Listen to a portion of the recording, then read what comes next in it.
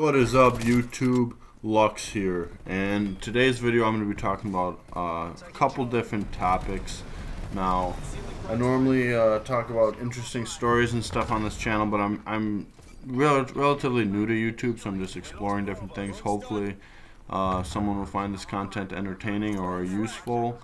But yeah, so today I wanted to talk about the state of the world. Now, this may be kind of depressing, but there is some positive outlooks on what's going on, and yeah, it's mainly seems like when you watch the news, it's all negative stuff. Like everything's negative, and there's a reason for that. I feel like the world's falling apart, and positive news doesn't get clicks. People feed off that negative news. Because, I don't know, I guess maybe it makes their life seem less miserable or more miserable. I don't know. But, it's crazy how this all started with COVID, and then COVID sucked, and that was that. And then all of a sudden now Ukraine, Russia, COVID kind of dwindled away. And the economy, the USA economy, and I feel like many economies around the world are struggling, not just the United States. Inflation's high.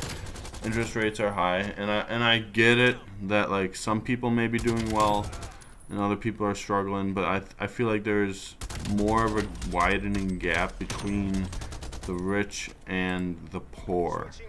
I feel like there's going to be no middle class soon, and it's scary. It really is, because I'm in the trades. I'm a plumber, and we're still really busy.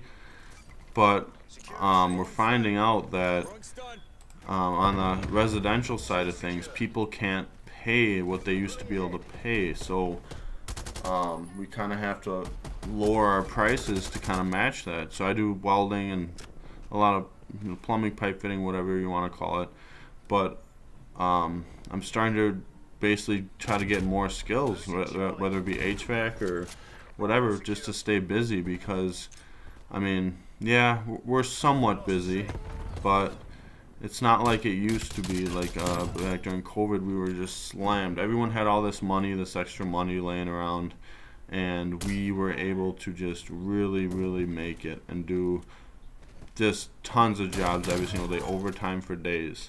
And now that's all slowed down, and I guess it is what it is. But I'm thankful I got into the trades, and I do love the trades. There always will be ups and downs with everything you do in life, but for the most part the trades are a pretty secure option. And being more skilled than just I don't know, maybe a landscaper. Anyone can do landscaping. I guess not anyone. And when you get into the hardscaping, that's more skilled. But with the border being overrun, I feel like there's going to be a lot more cheap labor within the states, and that's also going to be a concern for a lot of lower skilled jobs. I'm not saying they're not important. Every job plays a vital role to the economy, but the lower skilled, lower paid jobs are even going to be lower pay, because everyone's going to be able to do them. So I wanted to pick a skill that needed a license and was hard to get, like a journeyman's card, or not super hard, but it requires some mechanical aptitude and some knowledge and just some in general just work ethic, and like that's what I've found works for me. Now, the economy, I feel like, is just going to get worse, and I feel like, I don't know, maybe right around election time or after election time or maybe a year later, I feel like the whole economy is going to go, like we're going to be in another great recession or even a depression. I feel like we're already in a recession. People are spending less money. I went to the grocery store yesterday. People were stocking up on not like the steaks, the salmon, like the more expensive stuff. And a lot of people were stocking up on canned goods and rice and beans and stuff like that. So times are definitely getting tough, and a lot of Americans feel it. And I'm just talking about America right now in general because that's where I'm from, but I'm sure it's tough worldwide.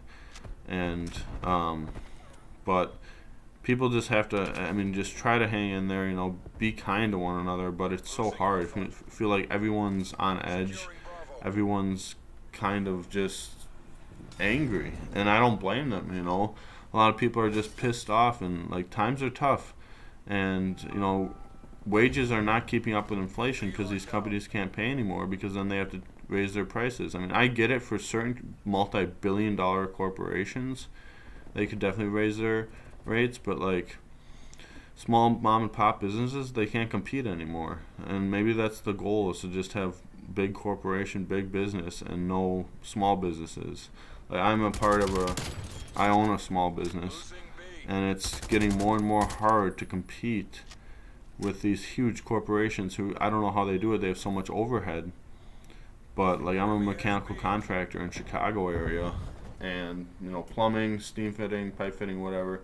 You know, we weld, we do electrical, HVAC, all that stuff, and I own that business. And it's tough being a business owner. You know,